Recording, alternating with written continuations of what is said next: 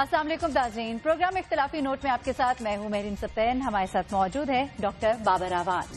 جناب، بارش کا اچھا موسم، کرکٹ کا بھی اچھا موسم اور سینٹ کا موسم، اس پر آج ہم کچھ بات کریں گے، گفتگو کریں گے. 3 اہم ترین مقدمے کون سے ہیں اس ہفتے، اس بارے میں جانیے گا. بلدیاتی الیکشن کا کریڈٹ کس کو دیا جائے گا، یہ بھی بابر صاحب سے جانتے ہیں. خانہ کعبہ کی توہین کی ناپاک سازش، اس پہ سے ہم آج پردہ اٹھائیں گے. کراچی سے زیادتی کی جا رہی ہے، یہ کیا ہے، اس کی تفصیلات یہ بھی جانتے ہیں. سب سے پہلے تو بابر صاحب، آپ کی طبیعت ہمارے تمام ناظرین جاننا چاہتے ہیں. سب دعا گو تھے. مہربانی سب کی. پورا پاکستان اچھا ہے. دیکھیے کتنا اچھا موسم ہو گیا. بارشوں کی وجہ سے بہت ساری بیماریاں چلی گئیں، ڈسٹ ریلیٹڈ الرجیز ساری ختم ہو گئیں. پانی ہو گیا لیکن لوڈ شیڈنگ نہیں جا رہی. لوڈ شیڈنگ نہیں جا کے رہی. لیکن سب سے پہلے بابر صاحب، کرکٹ جو ہے، ہماری کرکٹ کے بارے میں ہم ضرور بات کریں گے. ہم جیت گئے ورلڈ کپ میں پہلی بار ساؤتھ افریقہ سے. لگتا ہے جو ہم نے باتیں کی تھی کرکٹ کے حوالے سے سنی گئی ہیں. وہ بنیادی نقطہ ایک ہے، فیصلہ سازی میں جب تک کپتان آزاد نہیں ہوگا، وہ اپنی ججمنٹ نہیں دے سکے گا، اس وقت تک آپ پیچھے بیٹھے ہوئے بابے ہوں، پیچھے بیٹھے ہوئے بکیوں کے سرپرست ہوں، پیچھے بیٹھے ہوئے سیر و سیاحت کے شوقین ہوں، یا پیچھے بیٹھے ہوئے پنکچر لگانے والے ہوں، نتیجہ پھر وہی ہوگا جو پہلے ہوتا رہا. میں نے جب کہا تھا کہ انڈیا کو آپ دیکھ لیں اور باقی جگہ دیکھ لیں کتنا پاورفل ہے کپتان. جب کپتان نے فیصلے کیے، کپتان اگر کرکٹ کا ہو، ہاکی کا ہو، فٹ بال کا ہو، کسی جماعت کا ہو، کسی ملک کا ہو، کسی ٹیم کا ہو، جب تک اس میں یہ ہمت، اہلیت، صلاحیت اور اس کو یہ سہولت حاصل نہیں ہوگی کہ وہ فیصلے کرے. آج آپ دیکھ لیں ٹیم وہی ہے. سب سے پہلے پاکستانیوں کو مبارکباد. ساری دنیا میں پاک کرکٹ کے جو فینز ہیں ان کو بھی مبارکباد، آپ کو بھی مبارکباد. اور اس کے ساتھ ہی جو پاکستان کی ٹیم ہے اس کو بھی ہم شاباش دیتے ہیں. اور میں یہ توقع کرتا ہوں کہ وزارت کھیل اگر کوئی ہے، وزارت کلچر اگر کوئی ملک میں ہے، تو وہ اس بات پہ توجہ دے گی کہ جس طرح کرکٹ میں ہم پیٹرنائز کرتے ہیں اسی طریقے سے پاکستان کے قومی کھیل کو بھی اور باقی کھیلوں کو، علاقائی کھیلوں کو بھی پیٹرنیج کی ضرورت ہے. اور آخری بات اس پہ میں یہ کہنا چاہوں گا کہ جس طرح آج عمران نے بھی کہا، 92 کا کپتان ہے، جیتا ہوا کپتان ہے، انہوں نے کہا کہ یہ ٹیم کپ لائے. ہم بھی توقع کر رہے ہیں ٹیم آپ کپ لائیں. اور یہ جو آج ایک صاحب تھے میرے، ان کے فادر ان لا میرے دوست ہیں، لیکن بات کہنے والی ہے، میں آدھی کہہ دیتا ہوں آدھی میں چھوڑ دیتا ہوں، کہ آپ پریس کانفرنس کس خوشی میں کر رہے ہیں؟ جب ٹیم ہارتی ہے تو کپتان کو آپ آگے کر دیتے ہیں، ٹیم ہارتی ہے تو یونس بات کرے، ٹیم آتی ہے تو فلانا بات کرے. یوں نہ کیا کریں. یہ آپ کا مقصد اگر ٹیم کے اندر سیاست کرنا ہے تو آپ سیدھے کسی سیاسی پارٹی میں جائیے اور سیاست شروع کر دیجئے. ٹیم کو ٹیم رہنے دیجئے، کرکٹ کو کرکٹ رہنے دیجئے. بالکل سے بہت ہی پوری قوم خوش ہے، دعا گو ہے، اور ہم یقین کرتے ہیں، ہم دعا کرتے ہیں کہ انشاءاللہ ورلڈ کپ جو ہے وہ یہ ٹیم جیت کر لائے گی اس دفعہ انشاءاللہ. اچھا بابر صاحب، کل ہم نے سینٹ پہ گفتگو کی لیکن آپ کی کمی بہت محسوس ہوئی، کیونکہ ہم جو گفتگو آپ کے ساتھ کرتے ہیں اور جو معلومات آپ دیتے ہیں ناظرین کو سب سے مختلف ہوتی ہے. کل ہم نے ایک سوال اٹھایا تھا اور وہ سوال یہ تھا کہ فاٹا کے ساتھ جو امتیازی سلوک کیا گیا سینٹ الیکشن میں، کیا کہیں گے آپ اس پر؟ سینٹ الیکشن کے حوالے سے کچھ اہم سوالات ہیں جو میں قوم کے سامنے رکھنا چاہتا ہوں، جو بہت زیادہ جن پہ گفتگو ہو چکی ہے باتوں پہ، اس کی طرف میں نہیں جاؤں گا. پہلا سوال یہ ہے کہ سب سے زیادہ لوٹے کہاں سامنے آئے جنہوں نے اپنی پارٹی چھوڑ کے کسی اور کو ووٹ دیے؟ پنجاب میں ندیم چند ہے، وہ تو الیکشن جیت گیا. ندیم چند نے تو اپنا لینڈ مارک بنا دیا. 11 ووٹ وہاں ٹوٹے اور ٹوٹل 11 ووٹ تھے فاٹا کے اندر. اب آپ دیکھیے قدرت نے انتقام لے لیا. پنجاب کے حکمرانوں نے جب مرکز میں بیٹھ کے بےعزتی کرنے کی کوشش کی فاٹا کے عوام کی، ان کے اجتماعی شعور کی اور ان کی قیادت کی توہین کی، اور اس کے خلاف باقاعدہ ایک جرگہ منعقد ہوا جس نے اسی طرح کے جذبات کا اظہار کیا. ڈیرہ اسماعیل خان میں، باقی جگہ سے بھی مجھے ٹیلی فون آئے اور انہوں نے یہی بات کہی. اب وہاں ہوا یہ ہے کہ الیکشن نہیں ہونے دیا گیا، پاکستان کے آئین کی توہین کی گئی اور ان عوام کی بھی توہین کی گئی. پھر دوسری جگہ کہاں سب سے زیادہ لوٹے سامنے آئے؟ آپ دیکھ لیجئے نا جی. پھر بلوچستان میں کیا ہوا ان کے ساتھ؟ ان کا اپنا جو ہاؤس آف کارڈز تھا، جو وہ کاغذی ناؤ تھی، ایکسپیکٹ بھی کیا جا رہا تھا. 2. اب تیسرا کیا ہوا؟ تیسرا یہ ہوا کہ الزام یہ لگایا گیا تھا کہ کے پی کے میں پی ٹی آئی ٹوٹ گئی ہے. پی ٹی آئی تو اپنی ساری سیٹیں لے آئی، ساری سیٹیں لے آئی، اور پھر ایک اور الزام یہ لگانے کی کوشش اب وزیر غلط اطلاعات اور سرکاری نشریات یہ کر رہے ہیں، وہ کہتے ہیں دیکھیں جی اگر کوئی فیصلہ صحیح ہوتا تو یہ نتائج نہ ہوتے. نتائج کیا؟ آپ سینٹ کے الیکشن کو سمجھیں تو صحیح، وہ ہے کیا؟ سینٹ کا الیکشن اسی فارمولے کے مطابق ہوتا ہے جو پاکستان بار کاؤنسل اور صوبائی بار کاؤنسل، بار ایسوسی ایشن نہیں، ان کا الیکشن ہے. وہ فارمولہ میں تھوڑا سا اپنے آپ کو اور اپنے دیکھنے والوں کو جو محبت کرنے والے ہیں اس پروگرام اور دنیا ٹی وی سے، ان سے میں کہتا ہوں کہ آپ توجہ سے سنیے گا کہ ایک ووٹ ہے اے، پہلا ووٹ، ٹھیک ہے، اس کے 10 پوائنٹ ہے. صحیح. دوسرا ووٹ میں مثال دے رہا ہوں، دوسرا ووٹ ہے اس کے 4 پوائنٹ ہیں، تیسرے ووٹ کے 2 پوائنٹ ہیں.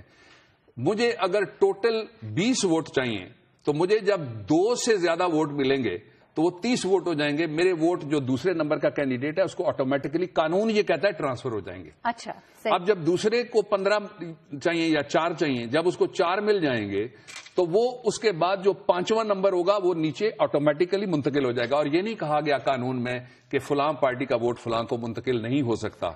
کاؤنٹنگ اس طرح سے ہوتی ہے. یہ جو سیٹ نکلی ہیں 2 مسلم لیگ نون کی کے پی کے سے، عمران نے اچھا کیا، انہوں نے باہر کا کوئی آدمی وہاں پہ لے جا کے ٹکٹ نہیں دیا. پھر انہوں نے یہ بھی اچھا کیا کہ فالتو اپنے امیدوار نہیں کھڑے کیے، جس کی وجہ سے ووٹیں نیچے ٹرانسفر ہوئی ہیں. اب جو اصل زیادتی ہے وہ یہ ہے کہ جب تک سینٹ کا، یہ میں دوسرا سوال اٹھا رہا ہوں، جب تک سینٹ کا الیکٹورل کالج مکمل نہیں ہوتا، آئین کے آرٹیکل 1 میں لکھا ہوا ہے کہ فاٹا، آرٹیکل 1A(C) کے اوپر لکھا ہوا فاٹا ایک صوبے کی حیثیت رکھتا ہے، ایک علیحدہ سے اس کی آئینی شناخت ہے، اس کی اپنی ایک علیحدہ سے حیثیت ہے. جب تک اس الیکٹورل کالج کو، مثلا پنجاب میں الیکشن ہی کوئی نہ ہو، آپ کہیں جی میں الیکشن سینٹ کے چیئرمین کا کرا دوں گا، یہ چیلنج ہو جائے گا، اس پہ اسٹے آرڈر آ سکتا ہے، اس کو عدالت سسپینڈ کر سکتی ہے. دوسرا جو اس کا پہلو میں نے آپ کے سامنے رکھا. تیسرا سوال جو میں سامنے رکھنا چاہتا ہوں وہ یہ سامنے رکھنا چاہتا ہوں کہ یہ کیسی قانون سازی ہو رہی ہے. 45 منٹ میں 11 بل پاس ہو گئے، تقریباً 4.1 منٹ لگتا ہے ایک بل جو پاس ہونے کے لیے. میں یہ قوم کو یہ بھی میں بتانا چاہتا ہوں کہ کس طرح سے قانون سازی کی جا رہی ہے. ایک تو مڈ نائٹ جیکالز کھڑے ہو گئے، آدھی رات کے گیدڑ چلانا شروع ہو گئے، اور پتہ لگا مارگلا میں کہ جناب ڈول بجنا شروع ہو گیا کہ ایک نیا قانون آ گیا. وہ ایسا قانون ہے جو نہ وزارت قانون کی سمجھ میں آ رہا ہے اور وزارت قانون کا انتظار کر رہا ہے الیکشن کمیشن جا کے وہ ان کو سمجھائے، نہ الیکشن کمیشن کی سمجھ میں آ رہا ہے اور نہ ہی امیدواروں کی سمجھ میں وہ آیا. اس کی ضرورت کیا تھی؟ ایک طرف آپ نے یہ کہا کہ ہم وقت کم ہے اس لیے ہم نہیں جا رہے کہ کوئی آئینی ترمیم کریں، 22ویں آئینی ترمیم کی طرف ہم اس طرح نہیں جا سکتے. وہاں وقت نہیں ہوتا، لیکن یہ جو مڈ نائٹ جیکالز آپریشن ہوا ہے یہ کیوں ہوا ہے؟ یہ کیا ہے؟ اچھا، یہ صرف یہ تھا کہ ان کے پاس 4 ووٹ ان کے پاس تھے، صحیح، اور باقی ووٹ جو 7 ہیں وہ ان کے پاس نہیں تھے. اس لیے ان 4 کے درمیان اکثریت حاصل کرنے کے لیے انہوں نے جو فاٹا کی اکثریت ہے، سیٹ کے لیے، جی ہاں جی بالکل جی. کیوں کرتے ہیں جی آپ ایسا خراب کیوں کرتے ہیں؟ یعنی پاکستان میں آپ نے 2008 کے بعد 2013 کے الیکشن کے بعد آپ نے لوگوں کو یقین دلا دیا کہ کبھی پھر الیکشن نہیں ہو سکتا. بالکل. وزیر اعظم صاحب یہاں موجود نہیں ہے اور ان کی غیر موجودگی میں اتنی تیزی سے ایکشن لیا جاتا ہے. ایسے 22ویں ترمیم کے لیے بھی لے لیتے ہیں کہ prime minister is on a day out. اچھا، یہ سعودی عرب جو ان کا دورہ ہے اس پہ بھی بڑے سوالات ہیں. اگر مختصر سے اس کے اوپر بھی تجزیہ کر دیجئے کہ اتنا ضروری تھا کہ اس ٹائم پہ وہ یہاں پر موجود نہ ہوتے؟ Not at all. فیڈریشن کے سب سے بڑے گھر کا سب سے بڑا فیصلہ ہونے جا رہا تھا اور سب سے بڑا جو ایگزیکٹو اتھارٹی کا جو سربراہ ہے اس کو پاکستان میں ہونا چاہیے تھا. شاہی دربار میں حاضریاں تو پہلے بھی ہوئی ہیں آپ کی، وہ بڑے مہربان ہیں ہمارے، ہم سب کے. آپ بادشاہ کے پاس پھر جا سکتے تھے. خاص دورہ تھا، خاص مقاصد ہیں، اس پہ کسی وقت بات کریں گے، لمبی بات ہے ذرا. اچھا، اب ایک اور سوال جو آخری ہے سینٹ کے الیکشن کے حوالے سے، وہ سوال میں سامنے رکھنا چاہتا ہوں. وہ میں نہیں کہتا کہ کس پارٹی کو سینٹ کی چیئرمینی ملنی چاہیے. وہ کہتے ہیں نا، جی ہاں، وہ کہتے ہیں کہ جس دیے میں جان ہوگی وہ دیا رہ جائے گا، جس کی اکثریت ہوگی. لیکن ایک کاغذ ہے جس کا بڑا ڈنڈورا پیٹا نواز شریف صاحب نے، بڑی چیخیں ماری اس کے اوپر ان کی پوری کابینہ نے. اس کو کہتے ہیں چارٹر آف ڈیموکریسی. اس میثاق جمہوریت میں انہوں نے خود طے کیا ہے شہید محترمہ بے نظیر بھٹو صاحبہ کے ساتھ کہ جس کی عددی اکثریت ہوگی. ابھی بھی نواز شریف صاحب جب تقریر کرتے ہیں وہ کہتے ہیں ہم نے کے پی کے میں عمران کو حکومت بنانے دی. کہتے ہیں نا، وہ کہتے ہیں ہم نے فلانی جگہ فلانے کو حکومت بنانے دی. اب وقت آ گیا ہے نواز شریف کے امتحان کا. کیا وہ چارٹر آف ڈیموکریسی جو ہے عددی اکثریت, ایک کی اکثریت ہوتی ہے, 2-4 ووٹوں کی اکثریت نہیں ہوتی. ٹھیک ہے, 19 والا ہار جاتا ہے, 20 والا جیتتا ہے. یہ جمہوریت. اقبال نے کہا تھا کہ جمہوریت وہ طرز حکومت ہے کہ جس میں بندوں کو گنا کرتے ہیں, تولا نہیں کرتے. اس لیے اب نواز شریف صاحب, ہم دیکھتے ہیں نا آپ جمہوریت کے کتنے بڑے چیمپئن ہیں, اور میثاق جمہوریت کے آپ کہتے تھے ایک اور میثاق جمہوریت کے بعد میثاق معیشت ہونا چاہیے, وہ تو آپ بھول گئے. ہم دیکھتے ہیں میثاق جمہوریت آپ کو یاد رہا جائے. ہم دیکھیں گے, پلیز, لازم ہے کہ ہم بھی دیکھیں گے. بابر صاحب ایک سوال کہ یہ جو فاٹا کا الیکشن جو ہے یہ پوسٹ پون ہوا, غیر معینہ مدت کے لیے ملتوی ہوا, تو پھر اب اس کے اثرات کیا ہوں گے چیئرمین اور ڈپٹی چیئرمین سینٹ کے الیکشن کے؟ یہ نہیں ہو سکتا الیکشن چیئرمین ڈپٹی چیئرمین کا جب تک ہاؤس مکمل نہیں ہوگا. اعتزاز صاحب کل کہہ رہے تھے کہ آئین کے مطابق ہو سکتا ہے. آئین کے مطابق ہی نہیں ہو سکتا, اس لیے کہ آئین کے مطابق جو یونٹس ہیں وہ اس طرح سے ہیں. 4 صوبے ہیں, ایک آئی سی ٹی ہے, سینٹ کی میں بات کرتا ہوں, اسلام آباد کیپٹل ٹیریٹری, 5ویں اور 6ٹھا فاٹا ہے. ان میں سے میں نے پہلے مثال دی ہے, میں دوبارہ دہرا دیتا ہوں, اگر یہ کہا گیا تھا تو میں پھر بتا دیتا ہوں کہ اگر پنجاب کا الیکشن نہ ہو تو کیا سینٹ کا الیکشن ہو جائے گا چیئرمین کا؟ ظاہر ہے. پھر فاٹا کا کیا قصور ہے؟ FATA is not the child of a lesser God, وہ برابر کے شہری ہیں اور ان کو عزت ملنی چاہیے. کراچی سے بھی جس طرح زیادتی ہوئی, آپ نے دیکھا نہیں کراچی میں کیا ہوا, ایک سوابی سے سینیٹر کراچی میں چلے گئے, ایک سے سیالکوٹ سے چلے گئے اور ایک پنڈی سے چلے گئے. ہمارے تینوں دوست ہیں, اس کے باوجود بھی کراچی میں کوئی اہل آدمی نہیں تھا جو مزدور لیڈر ہوتا. کراچی کے ساتھ بھی امتیازی, کراچی میں کوئی شہر میں رہنے والا کوئی لیاری کا سینیٹر نہیں بن سکتا تھا, کوئی عزیز آباد کا کوئی سینیٹر نہیں بن سکتا تھا. کیوں نہیں بن سکتا؟ کراچی میں کسی کچی آبادی سے کوئی جھاڑو دے کے لوگوں کی خدمت کرنے والا, ہم سارے گند پھیلاتے ہیں, گند صاف کرنے والا سینٹر نہیں بن. یہ پیغام دیا ہے پاکستان کی سیاسی قیادت نے کہ جان دینے والے اور مار کھانے والے ایک طرف ہیں اور انویسٹمنٹ دینے والے اور مال کھانے والے دوسری طرف ہیں. بڑا افسوس, یہ دس از دا ریزلٹ, یہ آپ کا پیغام ہے سینٹ الیکشن کا. یہ سیاسی کارکنوں کے ساتھ بڑی زیادتی. اچھا ٹھیک. بابر صاحب بلدیاتی الیکشن کے حوالے سے بھی ذرا بات کر لیتے ہیں, کیونکہ پروگرام جب سے ہمارا شروع ہوا ہے آپ ہمیشہ سے کہتے رہے اور یوتھ کی بات کی, کل میں نے ذکر بھی کیا اس بات کا اور بہت لوگوں نے اپریشیٹ کیا, اور اس کے بعد سنوائی ہوئی بھی, تو کہاں ہوئی سنوائی؟ ہوئی جا کر سپریم کورٹ میں. کس کو کریڈٹ دیں گے آپ, کس پارٹی کو کریڈٹ دیں گے؟ سیدھا ایک ہی پارٹی ہے جو غیر سیاسی پارٹی ہے, جو جج بیٹھے ہوئے تھے اس بینچ میں, جس نے ان کو باقاعدہ پکڑ کے, کان سے تو میں نہیں کہہ سکتا ذرا سخت ہو جائے گا, بازو مروڑنا وہ بھی میں نہیں کہہ سکتا, آرم ٹویسٹنگ بھی نہیں ہوئی, انہوں نے ان کو پکڑ کے کہا کہ یہ آپ کا آئین کہتا ہے, یہ آپ کی آئینی ذمہ داری ہے, یہ آپ کا حلف ہے, آپ اس پہ عمل کریں. اچھا, اتنے ضد چوئے تھے جواد خواجہ صاحب کہ انہوں نے بار بار یہ کہا کہ ہمیں دن رات یہ سٹنگز کرنی پڑی ہیں, ہلنا نہیں چاہ رہا الیکشن کمیشن, ایسے لگتا ہے. 2 پہلو ہیں. ایک تو یہ ہے کہ جوڈیشل ایکٹیویزم لوٹ کے آ گیا ہے, اور دوسرا یہ ہے کہ سیاسی قیادت نے اپنی اہلیت ثابت نہیں کی کہ وہ فیصلہ جو عدالت نے جا کے کیا, نواز شریف صاحب آپ کر دیتے نا جی, شہباز شریف صاحب میرے پسندیدہ وزیر اعلیٰ, my favourite chief minister of my province where I am a senator, وہ کیوں نہیں آگے بڑھے, انہوں نے کیوں نہیں الیکشن دیا؟ سندھ کا سائیں قائم میرے دوست شاہ صاحب, آپ کہاں سوئے رہے؟ دیکھیں نا, اب آپ کو کریڈٹ نہیں مل سکتا. اور پھر جو 2 اشروں سے زیادہ عرصے کے بعد کنٹونمنٹ بورڈز کے ایریاز کے اندر جو الیکشن تھے, وہ فیصلہ کس نے کیا؟ وہ بھی عدالت نے کیا. اب ایک اور بات, آزاد کشمیر میں ایک آزاد گورنمنٹ بھی ہے اور اس کے ایک پرائم منسٹر بھی ہیں, بالکل, اور وہ بھی سوئے رہے. اب کل آزاد کشمیر کے ہائی کورٹ نے, آزاد کشمیر کے ہائی کورٹ نے, تو پھر ظاہر ہے میں شاباش کس کو دوں؟ سپریم کورٹ آف پاکستان کو. میں شکریہ کس کا ادا کروں؟ پھر میں آزاد کشمیر کے ہائی کورٹ کا.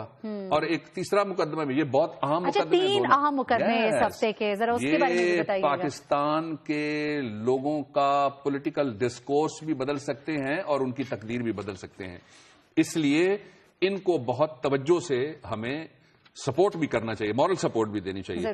اس لیے کہ اس میں انوالو وہ لوگ ہیں جن کی آواز ہی کوئی نہیں ہے. مثلا بلدیات میں خاتون نے آنا ہے, بلدیات میں ورکر نے آنا ہے, کسان نے آنا ہے, اقلیت نے آنا ہے.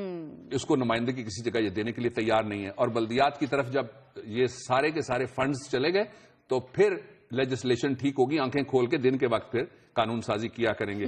اب یہ جو دو فیصلے تو یہ ہو گئے، ایک جو جسٹس جواد خواجہ کے بینچ نے دیا، سپریم کورٹ آف پاکستان نے دیا، the most important one equally important one for the people of Azad Jammu and Kashmir, وہ تھا جو کشمیر کے ہائی کورٹ نے دیا۔ تیسرا لاہور ہائی کورٹ میں مقدمہ گیا ہے۔ یہ بڑا شوق تھا کچھ عرصہ پہلے تک، آج کل تو وہ بھولے ہوئے ہیں آرٹیکل 6 لگانے کا۔ یوں لگتا تھا جیسے ساری حکومت آرٹیکل 6 کے گھوڑے پہ دوڑ رہی ہے اور ہر جگہ بیٹھے ہوئے آرٹیکل 6 آرٹیکل 6 آرٹیکل 6، ان کا اپنا دروازہ کھٹکھٹا رہا ہے آرٹیکل 6۔ جو حلف ہے وزیر اعظم کے عہدے کا، اس میں دو باتیں لکھی ہوئی ہیں علیحدہ علیحدہ آرٹیکلز کے اندر۔ پہلا یہ لکھا ہوا ہے کہ میں کسی ایفیلیشن کی پرواہ نہیں کروں گا، اپنی قرب اور رشتہ داری کی پرواہ نہیں کروں گا۔ لکھا ہوا ہے کہ I will strive to preserve the Islamic ideology that I will not allow my personal interest to influence my official conduct اور my official decision. Personal interest کا ہی کیس سامنے آ گیا، آخر میں کیس کا میں نام بھی لے لوں گا، کون سا کیس چل پڑا ہے۔ لاہور ہائی کورٹ نے ایک کیس کے اوپر نوٹس جاری کر دیا گورنمنٹ کو۔ اب دوسرا کیا اس کا حل کہتا ہے وزیر اعظم کا، that in all circumstances I will do right to all manner of people, سب لوگوں کے ساتھ ایک جیسا کروں گا اکارڈنگ ٹو لا، قانون کے مطابق، وداؤٹ فیئر اور فیور۔ یا پرسنل انٹرسٹ کے بعد ہے اور فیور اور افیکشن۔ افیکشن کس سے ہوتی ہے؟ جہاں محبت ہو۔ فیور کن سے ہوتی ہے؟ جہاں رشتہ داری ہو، جہاں تعلق ہو۔ اس لیے یہ جو مقدمہ ہے، یہ مقدمہ یہ ہے کہ حلف کی پاسداری نہیں کر سکے وزیر اعظم۔ میں سیاسی مقدموں کا حامی نہیں ہوں، میں سیاسی مقدموں کا حامی نہیں ہوں، میں حامی نہیں ہوں، یہ میں کہہ دیتا ہوں بار بار، میں حامی نہیں ہوں۔ لیکن جب آپ سیاسی مقدمے بنائیں گے تو پھر آپ پہ سیاسی مقدمے بنیں گے۔ صحیح صحیح، ٹھیک ہے بابا صاحب، لیکن اس وقت جو یہ 3 بڑے مقدمات ہیں یہ بڑے ہائی لائٹ ہوں گے؟ نہیں، یہ تاریخی مقدمات ہیں۔ انہوں نے، میں نے جس طرح کہا کہ ایک نے تو سیاست بدل دینی ہے، جو بلدیاتی انتخابات والا یہ ہونے کے بعد سیاست بدل جائے گی۔ اب تو ہوئیں گے نا، اب تو جو ڈیٹ دے دی گئی، اب تو کوئی چانس ہی نہیں ہے۔ اب تو بھاگنے کا راستہ چاروں ناچار کرانے ہی پڑے گا۔ اب بند ہو گیا، دیواریں چین کھڑی ہو گئی۔ اب پیپل امپاورمنٹ بہت بڑے پیمانے پہ ہو سکتی ہے اور ہوگی انشاءاللہ۔ یہی ہماری جد و جہد ہے، اسی کے لیے ہم بولتے ہیں، اسی کے لیے یہاں بیٹھتے ہیں روز۔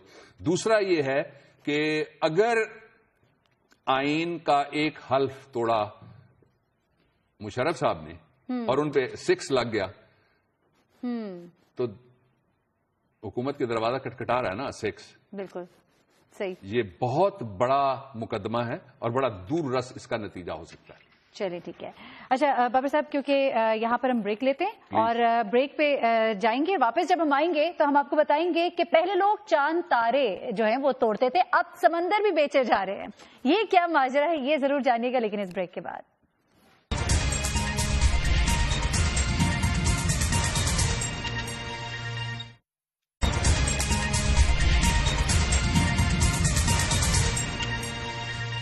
ویلکم بیک ناظرین، بریک کے بعد ہم نے بات کرنی ہے ذرا سمندر کی زمین جو ہے وہ بیچ دی گئی، لیکن اس سے پہلے بارش کی بات کرتے ہیں۔ ذرا بارشیں خوب ہو رہی ہیں، سیلابی بارشیں ہو رہی ہیں، لیکن ہم دیکھ رہے ہیں کہ لوڈ شیڈنگ کا بھی سیلاب جو ہے وہ بھی آیا ہوا ہے۔ جی ہاں، اور مجھے بڑے افسوس کے ساتھ آج کہنا پڑے گا کہ پاکستان میں یہ کام شوکت عزیز کی وزارت خزانہ میں شروع ہوا تھا کہ فراڈ اور جعلسازی کے ذریعے سے فیسیں بڑھانا، ریٹس بڑھانا اور ٹیکسز بڑھانا، وہ کام جاری ہے، بلکہ بڑھ گیا ہے۔ اب تو وہ رواج ہو گیا ہے۔ It has become and it is becoming an order of the day, جو مستعمل عام کہ جی جو مرضی کر جاؤ، کوئی پوچھنے والا نہیں ہے۔ جو تازہ زیادتی پاکستان کے لوگوں کے ساتھ ہو رہی ہے، میں لوڈ شیڈنگ پہ بھی بات کرنا چاہتا ہوں، لیکن ساتھ میں کچھ فیکٹ فگرز میرے پاس آئے ہیں، وہ میں قوم کے سامنے رکھنا چاہ رہا ہوں۔ وہ یہ ہے کہ جو پاور سیکٹر ہے، بتایا یہ جا رہا ہے، پہلے آپ کو یاد ہے جب یہ آئے تو 450 بلین پاور سیکٹر کو آئی بی پیز کو دینے کے بعد کہا گیا کہ ہم نے گردشی قرضہ جس کو کہتے ہیں سرکولر ڈیٹ، اس سب کو ہم نے ختم کر دیا ہے۔ اب بجلی آئے کہ آیا شیر آیا اور بجلی آیا، لیکن وہ نہ بجلی آئی اور نہ شیر آیا۔ یوں پتہ لگا کہ کشکول آیا، یوں پتہ لگا کہ اور لوڈ شیڈنگ آئی، 2020 کی تاریخیں دے دی گئی۔ ظاہر ہے جی آگے جائیں گی تاریخیں، 2020 کی تاریخیں اس لیے دے رہے ہیں کہ ان کو پتا ہے کہ اگلی دفعہ کیا ہونا ہے الیکشن میں۔ ابھی بھی الیکشن اگر ہوگئے بلدیاتی تو آپ دیکھیں گے کس طرح کا سرپرائز بہت سارے لوگوں کو ملے گا۔ اب جو فراڈ کیا جا رہا ہے اور یہ سرکاری سرپرستی میں فگرز فج کرنے کا، یعنی جعلسازی کے ذریعے سے ان کو بڑھانے کا، ایگزیجریٹ کرنے کا، وہ یہ ہے کہ یہ کہا جا رہا ہے کہ 591 بلین یہ جو پاور سیکٹر کا سرکولر ڈیٹ ہے وہ ہو گیا. ایسا نہیں ہے، ایسا نہیں ہے. یہ اس لیے کیا جا رہا ہے. اب وجہ بھی ہونی چاہیے نا اس فراڈ کی. وجہ کیا ہے؟ وجہ یہ ہے کہ بہانہ لگا کہ جو ٹیرف ہے، جس ریٹ پہ لوگوں کو بجلی بیچی جاتی ہے، جس پہ ایک بلب جلتا ہے، غریب کے گھر کا پنکھا چلتا ہے، کوئی چھوٹا موٹا ہیٹر جلانے کی کوشش کرتا ہے، کوئی استری چلانے کی کوشش کرتا ہے، کوئی بچے کا ناشتہ بنانے کے لیے بجلی مانگتا ہے. ابھی میرا دل دکھ گیا یہ بات کرتے کرتے. مری سے بچوں کے والدین نے ہم سے رابطہ کر کے کہا ہے کہ اس سردی میں بچے امتحان کی تیاری کرنے کے قابل وہاں نہیں ہیں، اس لیے کہ بجلی نہیں ہے اور لمبے عرصے کے لیے بجلی نہیں ہوتی. پھر آپ نے دیکھا کہ کل صوبہ سرحد کے اندر جو اب کے پی کے ہے، اس کے اندر بہت بڑے پیمانے پہ لوگ سڑک پہ نکلے اور انہوں نے کہا کہ اگر ہمیں بجلی نہیں دی گی تو ہم یہ سڑک جو جس کو شاہراہ ریشم کہا جاتا ہے اس کو ہم بند کر دیں گے. باقی جگہ ہر جگہ یہی ہو رہا ہے کہ دیہاتوں میں 12 سے 18 گھنٹے کی. حکمرانوں کے کانوں پہ جو تک نہیں رینگتی. لوگ کتنے احتجاج کر رہے ہیں، کیا کچھ کر رہے ہیں، کان ہی نہیں ہے. ہر ایک شخص اسی کی دہائی دیتا ہے. بڑا عجیب سا منظر دکھائی دیتا ہے. محل کے سامنے ایک شور ہے قیامت کا، امیر شہر کو اونچا سنائی دیتا ہے. کوئی بڑا سا سپیکر اور بھونبو چاہیے جس سے یہ جاگیں گے. وہ سپیکر بجے گا ضرور ایک نائٹ. وہ ہم دیکھیں گے. وہ ہونا ہے. تقدیر میں لکھا ہوا ہے لوگوں کی کہ لوگوں کا مسئلہ حل ہو، لوگوں کے ذریعے ہو اور لوگوں کی طرف سے ہی ہوگا. لوگ جاگیں گے. جو ایشو ہے وہ یہ ہے کہ اس وقت کسی جگہ پہ بھی نہ ہماری ہائیڈل بجلی جو بنتی ہے پانی سے اس میں کوئی کمی ہے اور نہ کوئی اور پیسوں کی کمی ہے. اس لیے کہ آپ نے کہا تھا پچھلے سال بنے گی. آج ہم بات کریں گے. ہمارے پاس میسجز ہیں.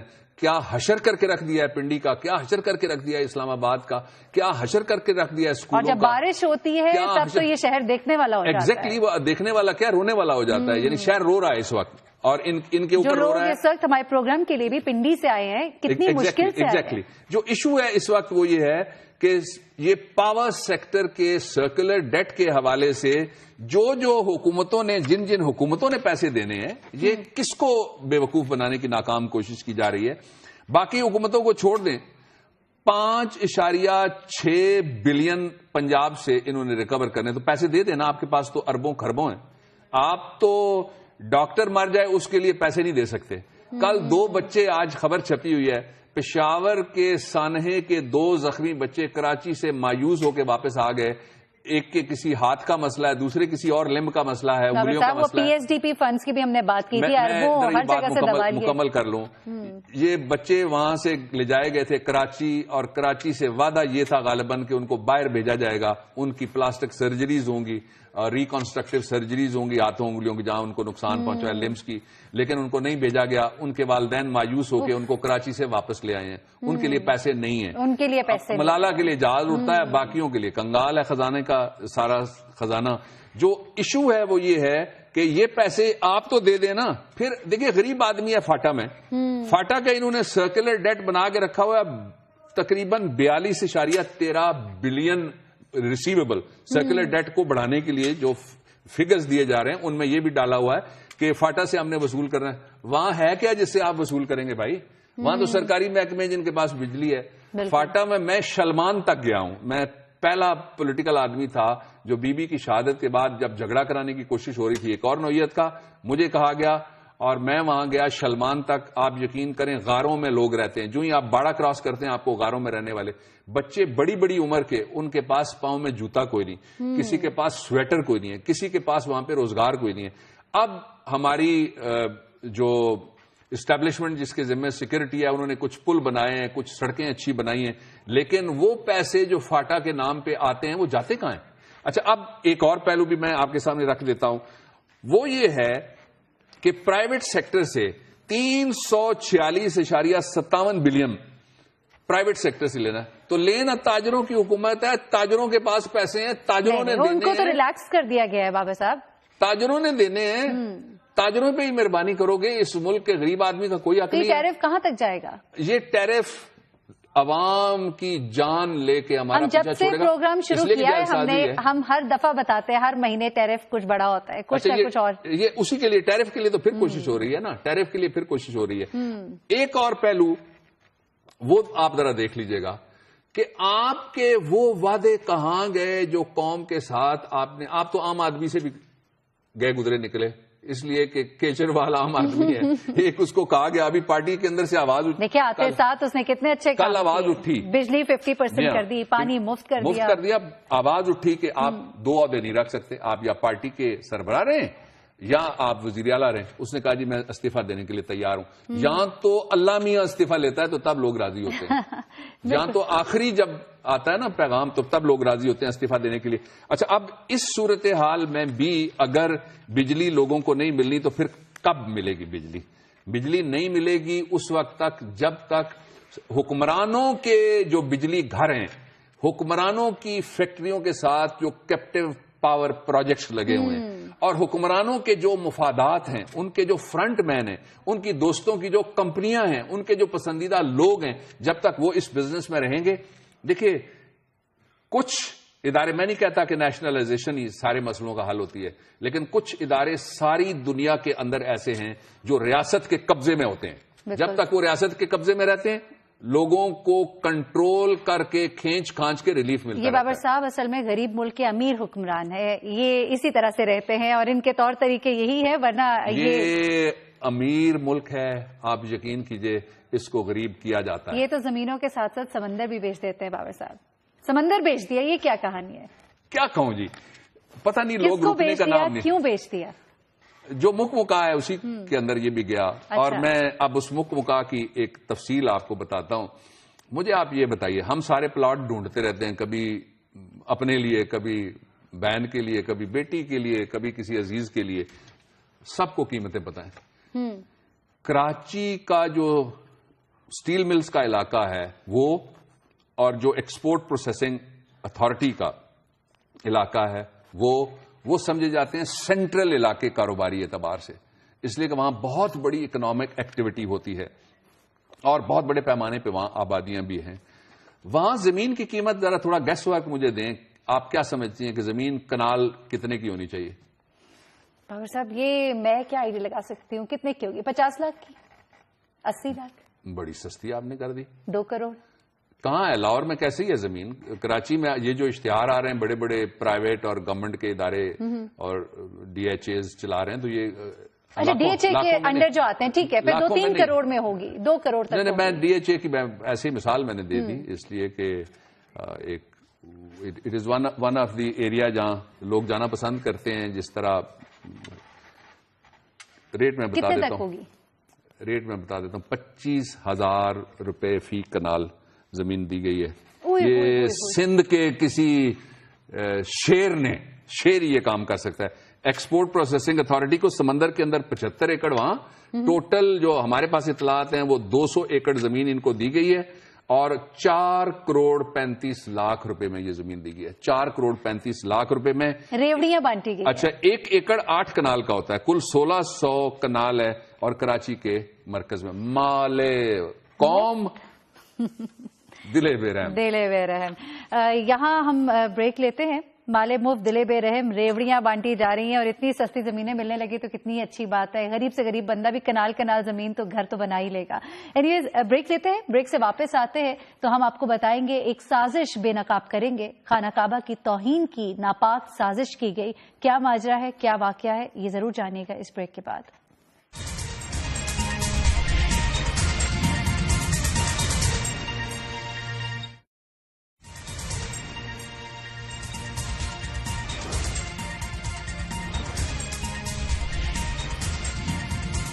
ویلکم بیک ناظرین.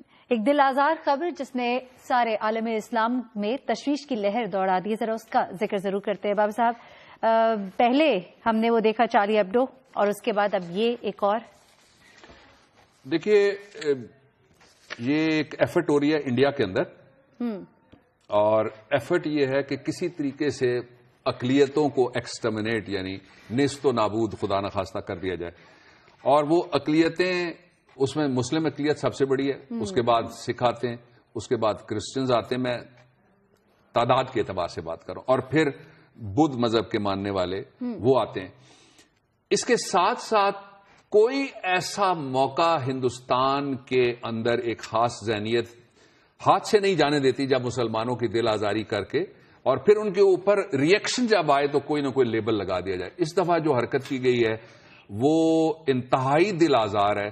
خانہ کعبہ اور ہماری ساری نمازوں، عبادتوں، ریاضتوں، سجدوں کا مرکز، پوری دنیا کے اہل ایمان کے سجدوں کا مرکز خانہ کعبہ، اس کی توہین کی ایک ناپاک ایفرٹ کی گئی ہے. وہ میں تصویر نہیں یہاں پہ دکھا سکتا، لیکن میں یہ بتا دیتا ہوں کہ جس نے کی ہے وہ بھارتی باشندہ ہے، اور وہ اس بھارتی باشندے کو سعودی عرب میں گرفتار کر لیا گیا ہے. اس نے ناؤز باللہ خانہ خدا کے اوپر کچھ ہندوؤں کے دیوتاؤں کے پوسٹرز دکھانے کی ناپاک جسارت کی، اور اس لیے میں اس کی شدید مذمت کرتا ہوں، سب کی طرف سے مذمت کرتا ہوں. پورے عالم اسلام نے اس کی مذمت شروع کر دینی ہے، اس لیے کہ ہم خاموش نہیں رہ سکتے. بابر صاحب، یہ جو شہری ہے، یہ جو شہری ہے یہ جدہ میں ایک کیٹرنگ کمپنی کے اندر کام کرتا ہے. اسے سنے گرفتار بھی کر لیا اور گرفتار کیا گیا ہے. وہاں پہ 5 سال قید بامشقت ہے اس طرح کی حرکت کی، اور 3 ارب ریال جرمانے کی سزا. سعودی قانون بھی میں نے نکال کے دیکھا ہے، اس کے اندر موجود ہے. لیکن ایک لمحہ فکریہ بھی ہے. جو لوگ پاکستانیوں کو یا مسلمان غریب ملکوں کو یہ سمجھتے ہیں کہ ان سے بہتر لیبر انہیں کوئی اور مل سکتی ہے، تو اس کے ساتھ پھر یہ مسائل بھی ہیں. کیونکہ ہم جب جاتے ہیں تو ہم تو سجدہ گاہ نیاز سمجھتے ہیں. پورے عربستان کو ہم سمجھتے ہیں یہ انبیاء کی سرزمینیں ہیں، ہم سمجھتے ہیں یہاں ہمارے پیارے گزرے، ہم سمجھتے ہیں کہیں ہم پاؤں بھی سنبھال کے رکھتے ہیں کہ یہاں کس ہستی کا پاؤں پڑا تھا، کس ہستی کا خون گرا تھا، کس کا پسینہ گرا تھا، کس نے ہمارے لیے کیا جد و جہد کی، کہاں کہاں غزوے ہوئے، یہ سارا ہوتا ہے. لیکن ان کے ہاں یہ نہیں ہے، ان کے ہاں یہ نہیں ہے. وہ دل آزاری کی کوشش ان کے ہاں یہ بھی نہیں ہے. اور مودی حکومت میں آپ دیکھیں کہ کس طرح پورے ملک میں گائے جو ہے ذبح کرنے پہ تو پابندی لگا دی. مسلمان ذبح کیے جاؤ، دوسری ایفرٹ مسلمان ذبح کیے جاؤ، اور ذبح کرنے والوں میں خود بھی شامل اور مجرموں میں خود بھی شامل. مسجدیں شہید کیے جاؤ، بابری مسجد کا بڑا ملزم. اب یہ اس پہ 3 چیزیں میں لوگوں کی آنکھوں کھولنے کے لیے میں کہنا چاہتا ہوں. پہلی بات یہ ہے کہ 1995 میں شیو سینا اور یہ جو بی جے پی ہے ان کا مشترکہ بل تھا. 19 سال بعد بھارتی صدر نے اس کو پاس کر دیا کہ اب موٹا گوشت کوئی نہیں کھا سکے گا، گائے ذبح نہیں کی جا سکے گی. اچھا 2 ساتھ اس کے اور انسٹرکشن دیے ہیں مودی حکومت نے کہ گائے کا جو یورین ہے اس سے پرفیوم میں چھبن پیدا کرنے والے اجزاء ختم کرنے والی، وہ کہتے ہیں ہم نے کوئی چیز دریافت کر لیا ہے، پرفیوم میں وہ شامل کرنے کا حکم دیا. اور دوسرا اس کے ساتھ یہ کیا کہ جو سرکاری دفتر ہیں وہاں اسی یورین کے ساتھ آپ پوچا کریں تاکہ صفائی ہو جائے. بابا صاحب یعنی کہ وہاں سے آنے والے پرفیوم جو ہے ہمارے لیے تو بالکل ہی ناپاک ہو جائیں گے. وقت مختصر ہے، عوام کی آواز ہم ضرور شامل کرتے ہیں. بابا صاحب ٹویٹر پہ جو پیغامات آئے ہیں وہ ضرور شیئر کیجیے. سب سے پہلے جی احمد نواز صاحب ہیں، انہوں نے وزیر آباد سے کہا ہے کہ وزیر آباد institute of cardiology have started constructing about 9 years ago but yet not completed due to politics. اس نے پی ایم ایل این اور پی ایل این کیو کو دونوں کو بھیجا ہے یہ، اور ہمیں بھی بھیجا ہے. وہ کہتے ہیں کہ وزیر آباد انسٹیٹیوٹ آف کارڈیولوجی 9 سال سے زیر تعمیر ہے. میرے پیارے حکمرانوں یہ ذرا سن لو وزیر آباد آپ کو کیا کہہ رہا ہے. اس کے بعد دوسرا ایک میسج آیا جی، راجہ حمزہ بابر ہیں، یہ کہتے ہیں پلیز آپ ہمارے پرابلم کے بارے میں بات کریں کیونکہ میٹرو کی وجہ سے اسکول جانے میں بہت پرابلم ہوتی ہے. Please talk on this problem. یہ کوئی اسکول کے نوجوان ہیں جی، ان کو جانے میں تکلیف ہوتی ہے. تو مجھے امید ہے کہ اتنے لمبے چوڑے جن کی پشتوں کے اوپر بھی چارپائیاں بچتی ہیں، آپ پھر اس کو اٹھا کے ہی چھوڑ رہے ہیں بچوں کو اسکول. آپ میٹرو والا گن تو نہیں اٹھا رہے پنڈی اسلام آباد سے، برباد کر دیا دونوں شہروں کو. تیسرے ایک اور صاحب ہے جی، نعمان نومی صاحب ہے، یہ کہتے ہیں no school security system has still now been in Gojra where is the great national action plan. یہ جو اسکولوں کی حفاظت کے لیے یہ کہتے تھے کہ ہم لگائیں گے سیکورٹی، وہ کہاں ہے پوچھا انہوں نے. عامر نے کہا sir do raise our voice about illegal appointments by Chaudhry Iftikhar in federal judicial academy.